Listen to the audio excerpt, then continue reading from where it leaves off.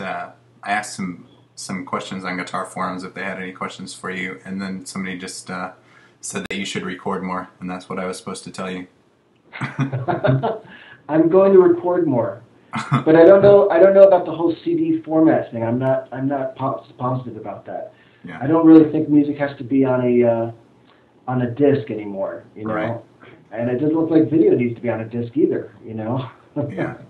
So I'm going to be recording, but I don't think it's going to be kind of a traditional way of, okay, now my CD comes out, and you know, I think it'll be kind of a gradual process of recording and sending it out, and then maybe gradually putting it into collections, or just letting people put it into their own collections. Right. So how do you think the classical guitar, or guitar in general, fits into this whole Web 2.0 world that we're in right now, as far as the internet and stuff like that?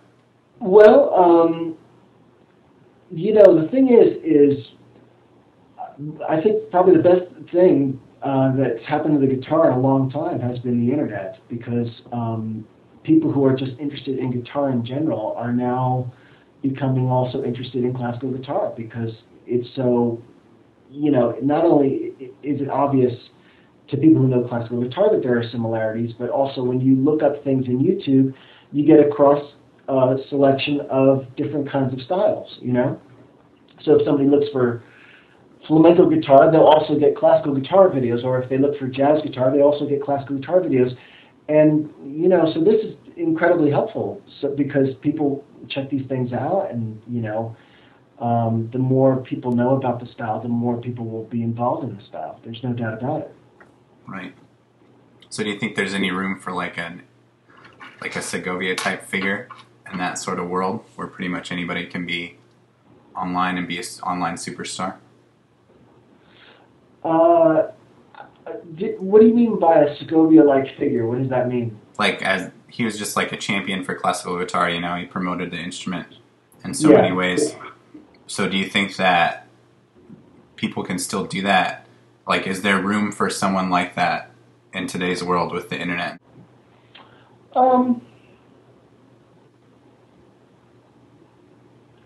Well, I think, you know, the thing about Segovia is he, like, made classical guitar, like, known for a lot of people. A lot of people didn't know it before they heard Segovia, you know? So I think it's known now, obviously.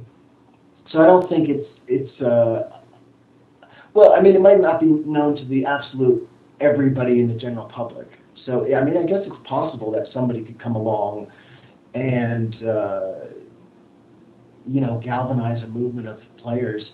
But that's kind of already happened in smaller terms. I mean, there are people who really love Barwaco and you know, David Russell and you know, the guys that aren't always Segovia names. You know what I mean? Yeah.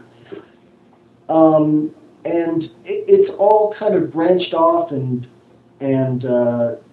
so many different kinds of mixings of styles has happened in the classical guitar world. So I think people will come along and do some interesting things with the internet. That's what I think will happen.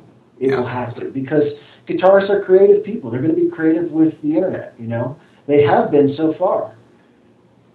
I always say, God bless the internet guitarist, because there's so much information on the internet because of these dedicated people, you know, making sure that public domain music is out there for people, and out of print out of print methods are being shared to people in the world. It's fantastic, you know? One other question. Did you do like the whole bachelor's degree, master's degree, things like that in classical guitar? Or Yeah, no, I did a bachelor's and a master's. Okay. Where'd you study at? I studied at University of Wisconsin in Milwaukee, and I studied at Juilliard. Gotcha. All right. Yeah, I studied a little bit at William Patterson College in New Jersey, but it was only for like a year.